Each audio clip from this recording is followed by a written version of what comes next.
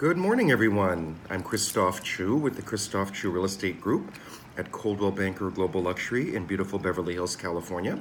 As many of you know, I've been selling real estate for over 30 years. And in my 30-year time, laws are constantly changing in real estate for buyers and sellers and transactions and contracts. It's a constantly evolving business. I understand back 40, 50 years ago, purchase contracts were only one page, or actually half a page long. Today, our purchase contracts are about 14 pages, and we have reams and reams of required and mandatory disclosures. But anyways, that's what I'm talking about today. I wanted to talk a little bit about foreigners and the FIRPTA Foreign Investment in Real Property Tax Act, which is a federal law that's been in effect for a while now, but there have been some changes. And basically what it does is it affects you as a buyer a little bit, but more so as a seller if you're a foreign national. Now, I have a lot of clients that are international buyers that live abroad and are not U.S. residents. They don't have green cards, so they are considered foreign nationals. So anyone that does not live full-time in the U.S., does not have a green card, or is a citizen is considered a foreign national under the perspective of the IRS and the State of California Franchise Tax Board. So particularly in the last 7 years, a lot of laws have changed under Obama and under our current President Trump. And back in February of 2016, the FIRPTA, as we call it, FIRPTA, or Foreign Investment in Real Property Tax Act, in conjunction with PATH, which is the Protecting Americans from Tax Hikes Act that went into law, changed kind of how taxes are handled.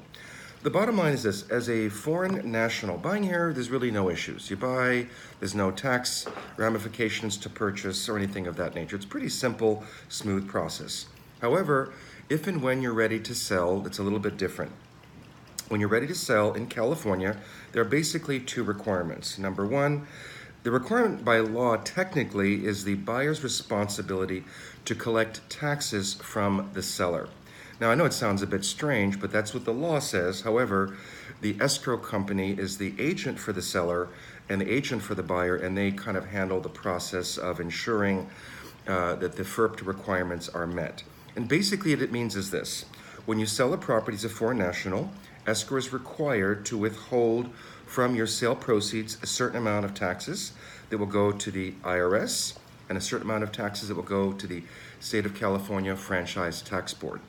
Now, what that basically means is, first of all, here are what the taxes are. So for the federal taxes for the IRS, basically if your property is under $300,000, there are no withholding requirements.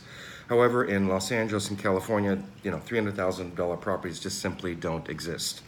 If your property is $1 million or under, the federal withholding requirement is 10%. If the property is over $1 million, the federal withholding requirement is 15%. Now, what that means is if you sell a property, regardless of if you have a gain or a loss on the sale, the escrow company is required to withhold 15% of the gross sales proceeds and then send that to the IRS at the closing. So, for example, $1 million property, you're looking at $150,000 that will be withheld. On a $10 million property, it's going to be $1.5 million. And I've had a number of clients with properties over 20, 30 million that had substantial tax amounts being withheld from the sale proceeds. So that money is taken from the sale proceeds. It is sent to the IRS.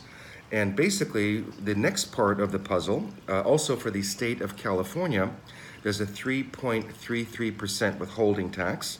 It's a little bit different than the IRS because the IRS is basically based on the sales price, period of end of story.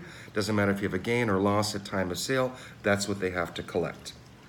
So it's 15% no matter what.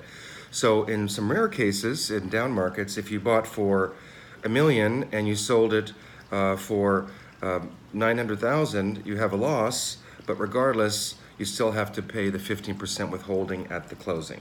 So the withholding at the closing is taken out, it's sent to the IRS, sent to the State of California Franchise Tax Board.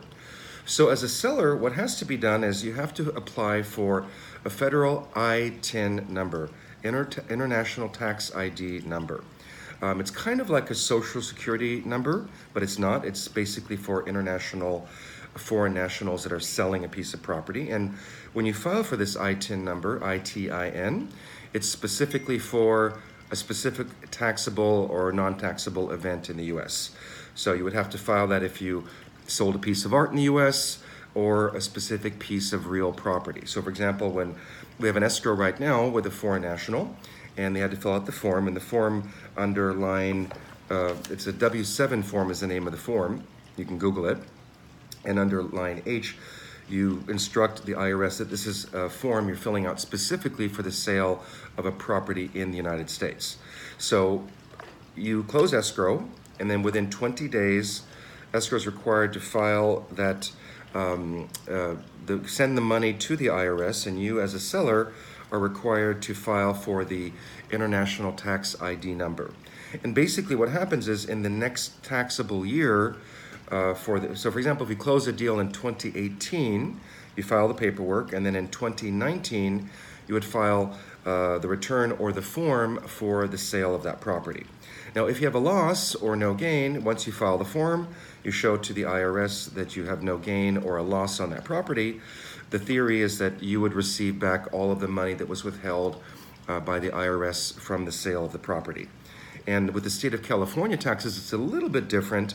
Basically, when you file the form in escrow, you can claim a loss at that time. And if there's a loss, then escrow is not required to withhold the 3 1/3% for the state of California. But regardless, they are required to withhold it for the federal government, the IRS. So you know how it is. In all countries around the world, the federal governments want their tax money. So I've had many clients file this over the years. So they sell their property, escrows withhold the money, they send it to the IRS, and then in the next calendar year, when they're filing the paperwork for the sale of that property in the previous year, they file the paperwork, and if there's no gain or loss, you would receive back the money that was withheld by escrow and sent to the IRS. So I wanted to do this video because I do, again, work with a lot of foreign nationals. They always have questions about how that works.